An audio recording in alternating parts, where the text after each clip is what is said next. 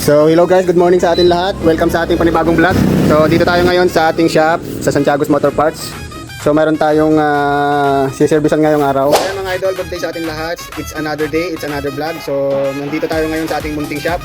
Mayroon tayong naka-schedule na gagawin ngayong araw. Isang MIUI 125 Yamaha. Yan yung mga idol. Ang naging issue ng motor ay ayaw daw umandar at bigla-bigla na lang daw hindi na nagamit. So pinunta dito sa shop na hindi umaandar. So ito troubleshoot natin yan mga idol. Alamin natin kung ano yung naging issue. So ito po yung magiging vlog natin ngayong araw. Yung naging issue ng motor na hindi na umaandar. Isang MIUI 125. Yan mga idol. So keep watching lang po sa ating mga videos. And gusto ko na rin po magpasalamat sa mga followers ko dyan na laging sumusuporta and nagla-likes and share sa ating mga video. And salamat po. God bless po sa ating lahat. So meron tayong siservisan ngayong araw. So itong motor na to is MIUI 125 Yamaha. Yan. Magenta na kulay. Itong motor na to ay ayaw umandar. So, i-check natin kung anong dahilan at kung ano ang issue ng motor na ito, bakit ayaw umandar. Yan mga idol. So, i-testing natin. Bakit ayaw umandar. So, wala namang engine error. Yan, dumiilaw. So, titignan natin. Alright. Dito lang sa Santiago's Motor Parts mga idol. So, papakita ko sa inyo mga idol kung bakit ayaw umandar. So, ito yung una natin gagawin. Start natin siya. Yan, redondo lang siya. Nagre-redondo lang. Okay, ayaw umandar talaga. So, titingnan natin. So, troubleshoot natin to mga idol. Troubleshooting. Ano kaya para sa inyo mga idol ang issue nito? Yung mga may marurunong dyan sa motor. Ayan. So, comment lang kayo sa comment section kung ano ang alam yung problema ng motor. Redondo lang siya. Ayaw niyang mag-start. So, start muna tayo mga idol sa basic troubleshooting. Okay. So, ang unang-una sa mga mekaniko dyan, alam na natin kung ano yung una natin pupuntahan. So, unang-una natin check dito is fuel system, yung fuel line. Tapos yung na-check na natin yung fuel line, set natin yung kuryente naman sa may part ng kuryente. Yan lang naman yung pinaka-basic na troubleshooting dyan mga idol.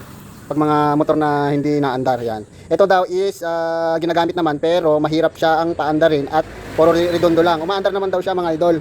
Nga lang, mahirap lang siyang paandarin at minsan talaga ayaw nang umandar. Ayan mga idol.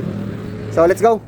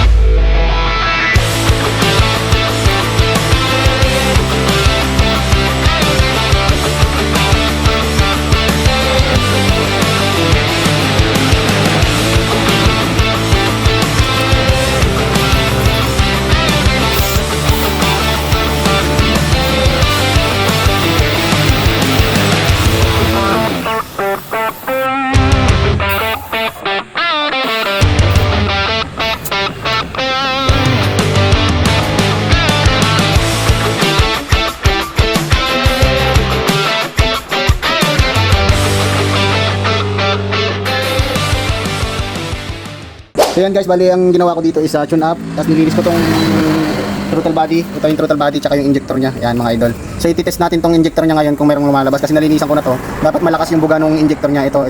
Ito ay ito yung fuel line niya mga idol. Yan. Ito yung fuel line niya. Papunta sa may tangke. Ayan mga idol.